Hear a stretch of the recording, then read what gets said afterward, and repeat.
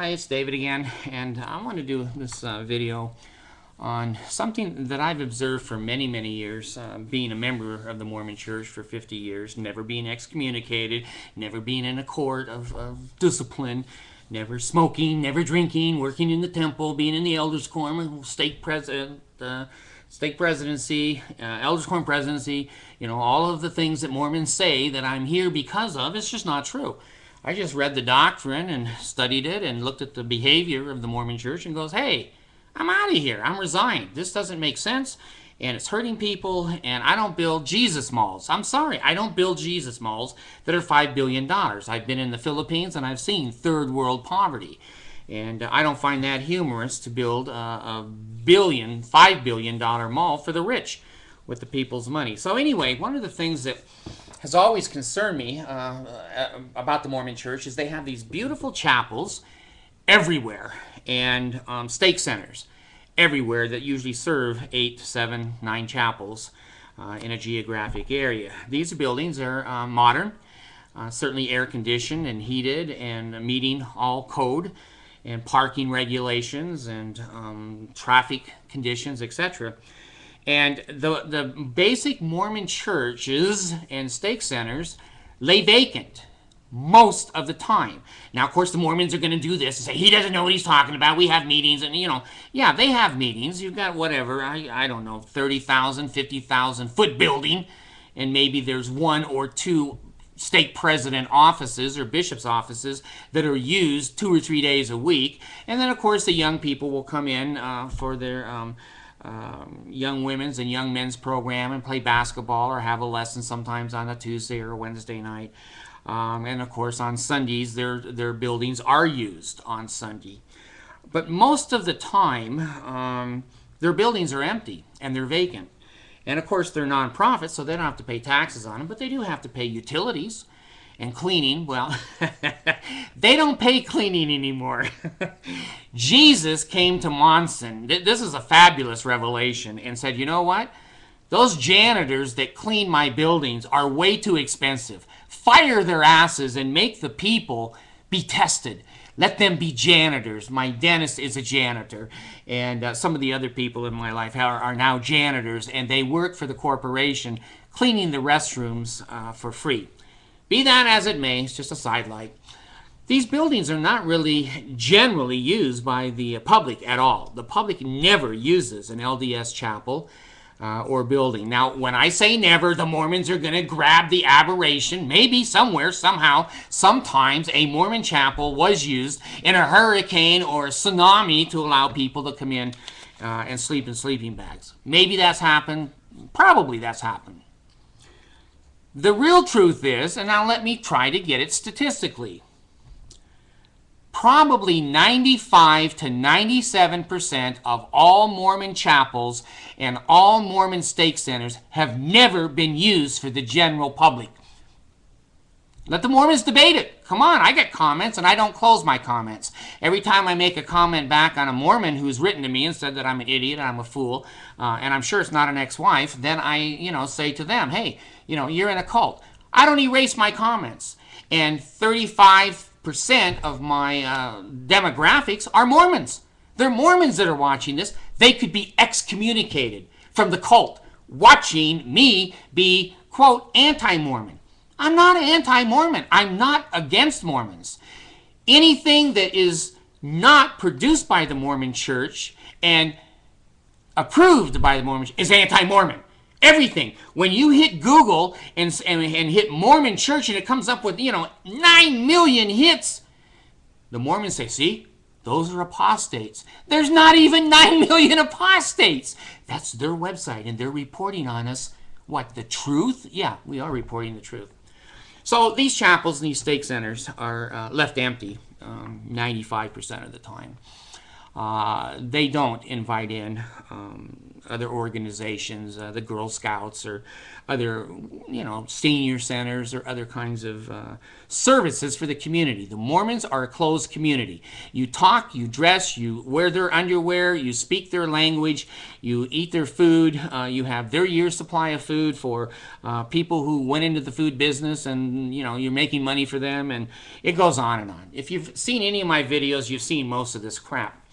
Well, what you haven't seen is that they don't open their chapels or their stake centers to the community. They open them to Mormons, but even Mormons that have say they're a psychiatrist and they want to have a group session in a Mormon church, no way.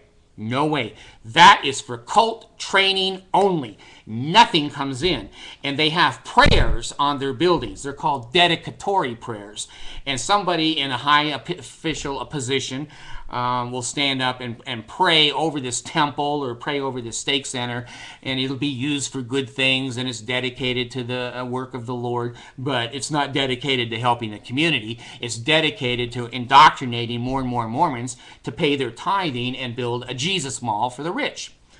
So I've always wondered, because years ago when I was young, the dinosaurs were still on the BYU campus, and I was in it's called MIA, Mutual Improvement Association. Well, I said on another video, it didn't improve me, and it wasn't mutual. There were some of my other friends that were not mutually improved. Now it's called Young Men's and Young Women's. I guess Jesus had another revelation there to him. I don't know. When we went on trips, and we enjoyed this. This was fun as a teenager. This is one of the positive things I can say about the Mormon Church, is they used to let us travel. You get a couple of leaders and a couple of vans, and you could go and visit church historical sites or whatever. Well, when we came into a town, the church allowed us to sleep in sleeping bags in the recreation hall of the Mormon church. And, they would have the girls on one side, the boys on the other, and by halfway through the night, they were on both sides. But anyway, they used to let us sleep it, and it was a blast. It was fun. It was like a huge slumber party, and I was exaggerating. There wasn't sexual things going on, at least not in my sleeping bag. Now, why the other bags were jumping around the gym, I don't know. So I'm not going to testify to things I have not seen. I was not in those sleeping bags. I was in my own, and mine was very quiet. It just laid on the floor and obeyed, and paid. So I was a good Mormon. Well, that was a good use of the buildings. It gave the youth a chance to travel and meet other people from other wards, and it was fun. It was a blast. And I've always thought, on Saturday or Fridays and holidays, when the buildings are not being used, why doesn't the church open those buildings? They have a wonderful kitchen. Every one of those Mormon chapels can serve up to 1,000 people. Up to 1,000 people at one time. The recreation hall has all the chairs in it, all the tables in it. You could easily feed 1,000 people in any Mormon chapel. Well, the full Mormon chapels and the full stake centers. They're even bigger. So you got a kitchen, you got utilities, you got tables, you got chairs, and you have a church cannery. They make their own food. They slaughter their own beef, and they grow their own wheat for bread. And oh my God, they're a mobile grocery store. Now, do you see where I'm going?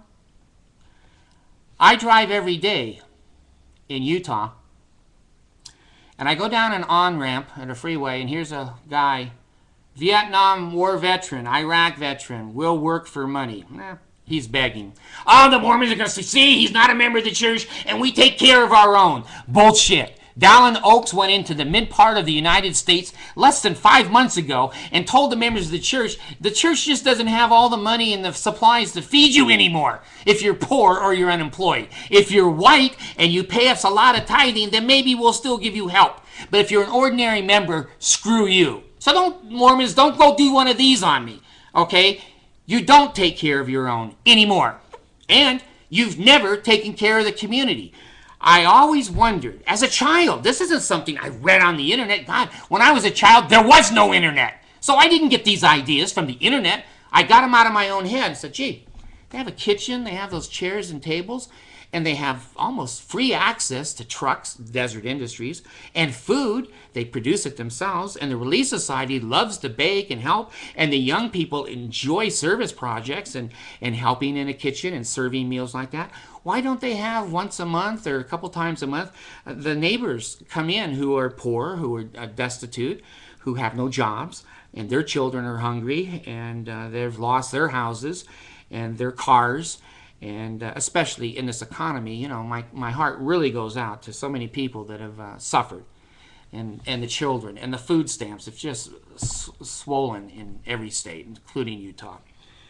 Why doesn't the leadership of this fake Christian organization open the damn doors up and just simply say, hey, if you're hungry, just don't smoke on our property. I think they have a right to that. Don't drink. Don't bring any alcohol in. Mormons are real touchy about that. Well, you have to respect. It is private property. If you want a free meal, come in, dress the best you can. We know you're going to look like a homeless person with a backpack on, but we want to help you.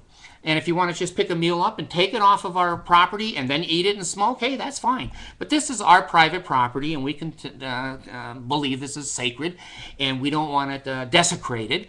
But we are willing to be Christ-like. We are going to feed you for free.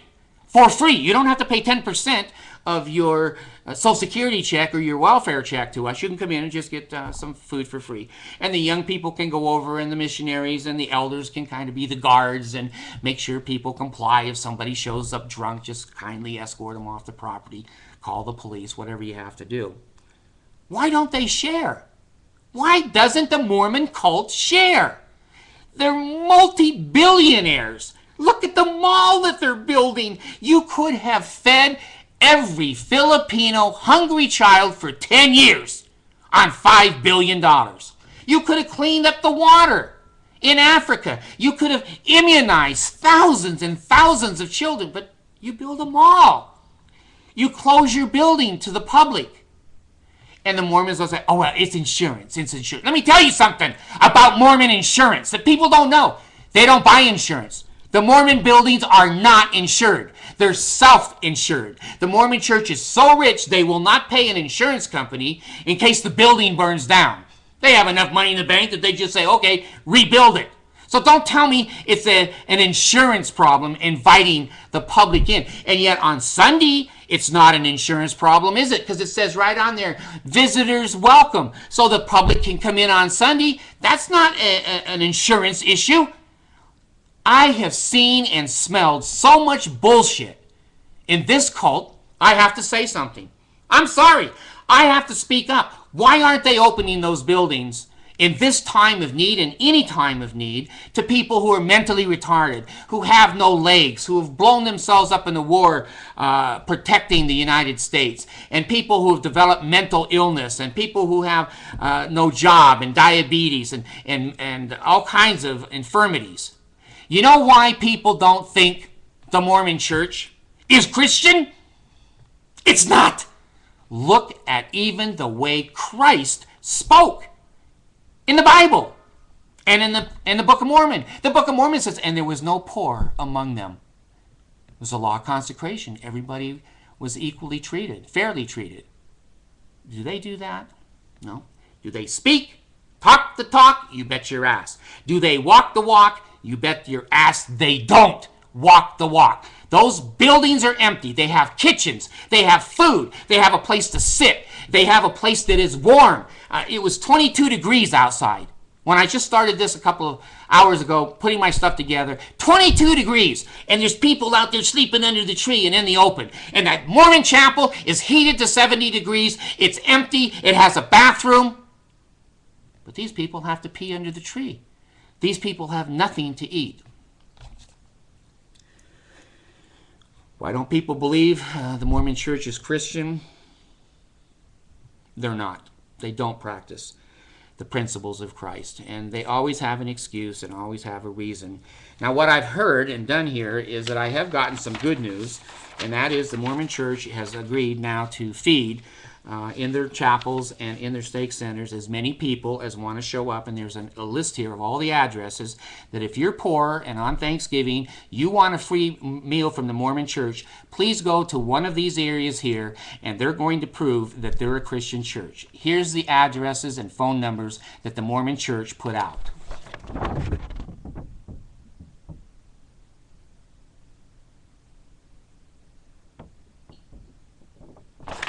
I hope you all got that, and make sure that you help the homeless people know where those addresses are and that the Mormons really are Christians. Thanks.